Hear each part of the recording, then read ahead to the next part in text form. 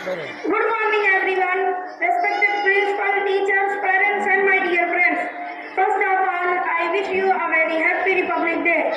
Today is the 26th January, and we are celebrating 74th Republic Day. Republic Day is a national festival of India. We celebrate this day with great joy and happiness. On this day, the Constitution of India came into force in 1950. The Constitution is the supreme law of India. Our Constitution was written by Dr. B.R. Ambedkar. We should